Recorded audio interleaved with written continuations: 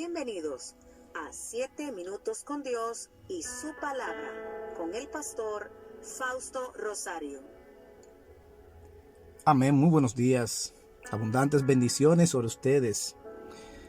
Les invito a buscar conmigo en 2 de Corintios capítulo 1 versículo 20 que nos dice: porque todas las promesas de Dios son en él sí y en él amén, por medio de nosotros para la gloria de Dios.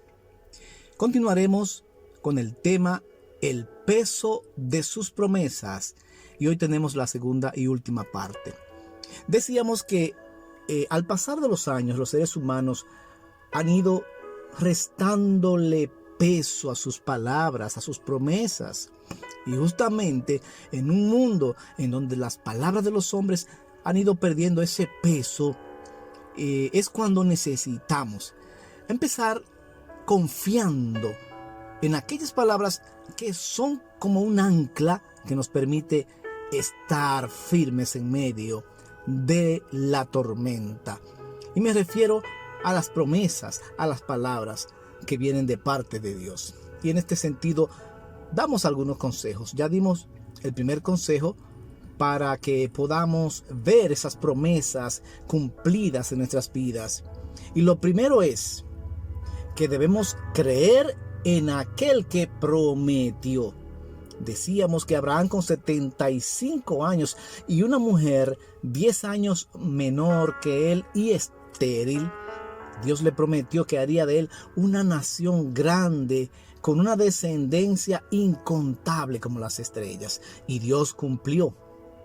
Pero esta promesa pareció verse amenazada porque Dios le pidió a Abraham que le entregara, que sacrificara a su hijo Isaac, que era el hijo de la promesa.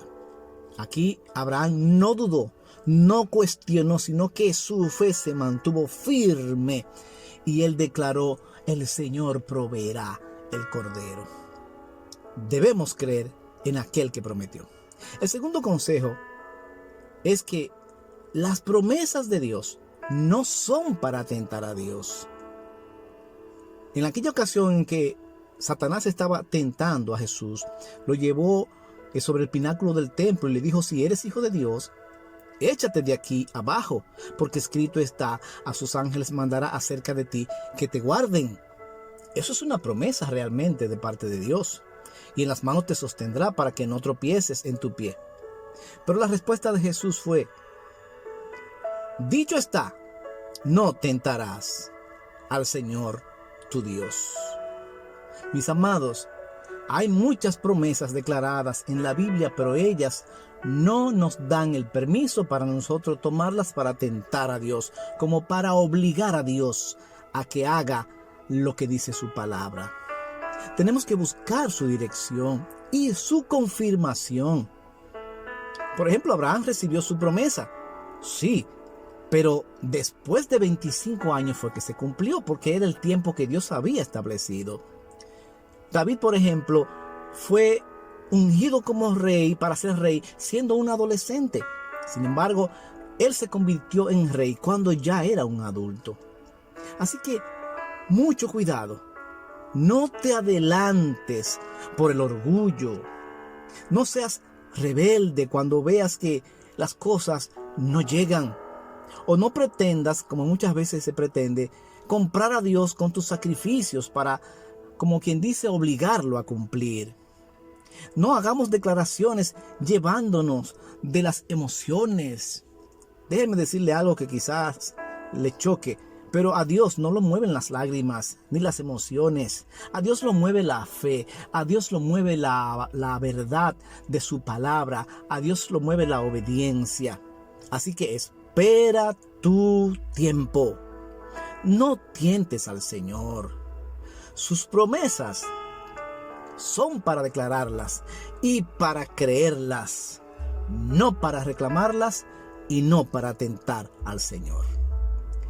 Un tercer consejo es que hay que ir tras esas promesas. Hebreos 11:33, hablando de los héroes de la fe, dice que por fe ellos conquistaron reinos, hicieron justicia, alcanzaron promesas taparon bocas de leones.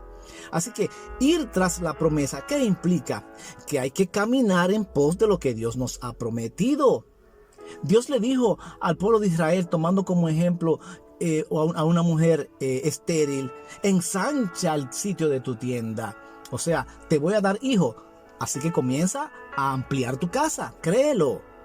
Comienza a dar pasos de fe. Si el Señor te dijo, ven, comienza a caminar. Aunque sea sobre un mar turbulento, comienza a caminar si el Señor te llamó. Si quieres ver ese torbellino de Dios, o quieres sentir ese silbido apacible para tu vida, tienes que salir de la cueva.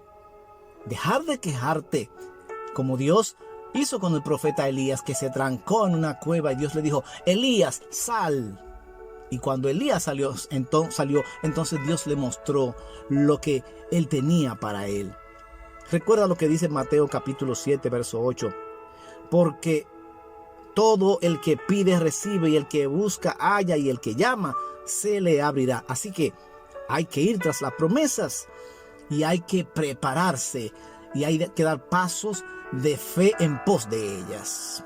Finalmente, recuerda que sus promesas en Él son sí, como dice 2 de Corintios, porque todas las promesas de Dios en Él son en Él sí y en Él amén. Pero está claro sobre lo siguiente: son sí y son amén, pero en Él. Esto implica que mi vida debe estar permanente en el Señor. Que así se ha hecho para que alcancemos esas preciosas y maravillosas promesas. Gracias, Señor. Así lo creemos y así lo haremos en Cristo Jesús. Amén.